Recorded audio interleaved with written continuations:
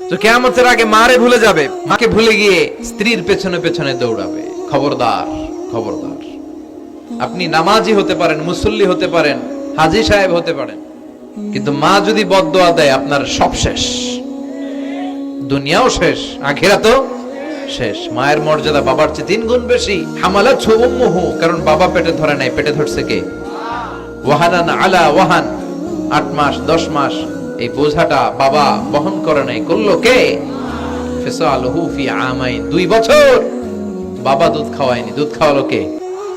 লাউ কাতা'তা জিলদাক, আপনার গায়ের চামড়া কেটেও যদি মায়ের পায়ের জুতা বানিয়ে দেন গায়ের চামড়া দিয়ে, এই যে 2 বছর যে দুধ খাইলাম, এই দুধের 1 ঢোক দুধের সুদটাও আদায় হবে না। এজন্য খবরদার, মাকে যেন আমরা ভুলে না যাই। মা দোয়া করতে দেরি, ওই দোয়া কবুল হতে। আমরা ছোটবেলায় যে কত কষ্ট দিয়েছি, সবচেয়ে বেশি কষ্ট যখন দিয়েছি মাকে, ওই স্মৃতিগুলো আমাদের মনে পড়ে না। আপনার বয়স যখন 1 বছর, আপনি স্মৃতি হাতড়ে এত দূর যেতে পারবেন? 1 বছর বয়সে কি কি কষ্ট দিয়েছিলেন মনে আছে? মানুষের বয়স যখন 2, 3, 4 হয়, 4-5 বছর বয়সে, তখন তার কথাগুলো খেয়াল থাকে। কিন্তু সবচেয়ে কষ্ট কিন্তু মাকে বাবাকে আমরা দিয়েছিলাম যখন আমাদের বয়স 1-2 বছর ছিল। আর মায়ের পেটের ভেতরে যখন ছিলাম তখনও কষ্ট দিছি কি দেই নাই? এক একটা লাথি যখন মেরেছে আমার মা বেহুশ হয়ে যেত। আমাকে আপনাকে জন্ম দিতে যে আপনাদের মা কতটা কষ্ট করেছেন খেয়াল করে শুনে। চিকিৎসা বিজ্ঞানীরা বলে একজন সুস্থ মানুষ 45 ইউনিট পেইন, মানে ব্যথা, একসাথে সহ্য করতে পারে। ব্যথার তীব্রতা, সিভিয়ারনেস যদি এর চেয়ে বেড়ে যায়, হয়তো লোকটা বেহুশ হয়ে যাবে, না হয় মরে যাবে। কিন্তু আমার আর আপনার মা আমাকে আর আপনাকে জন্ম দিতে যে ওই ডেলিভারি যখন দিয়েছিল, 57 প্লাস 57 ইউনিটেরও বেশি ব্যথা তিনি সহ্য করেছিলেন। যেটা কোনো অ্যাক্সিডেন্টে আমাদের দেহে প্রত্যেকের 206টা হাড্ডি, কোন সড়ক দুর্ঘটনায় আপনার দেহের 20টা হাড্ডি একসাথে টাস টাস করে ভেঙে গেলে যত ব্যথা, তার চেয়েও বেশি ব্যথা। জন্য খবরদার, খবরদার, মাকে যেন আমরা ভুলে না যাই। মায়ের দোয়া যেন নেই।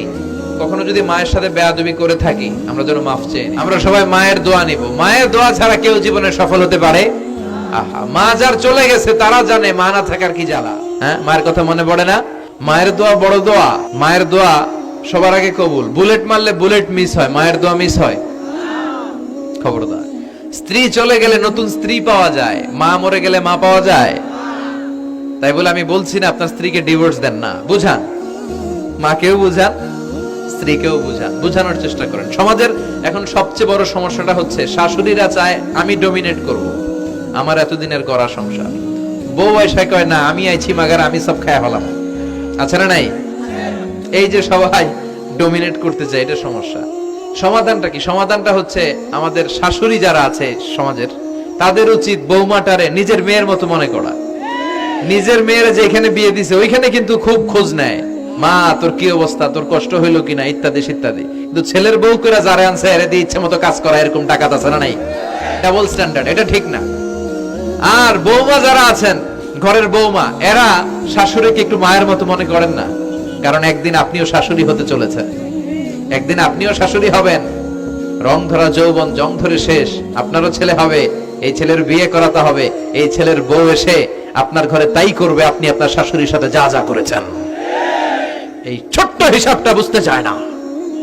শাশুড়ির উচিত বৌমাকে নিজের মেয়ের মতো করে আদর করা, যত্ন করা। আর বৌমাদের উচিত শাশুড়িকে মায়ের মতো সেবা করা।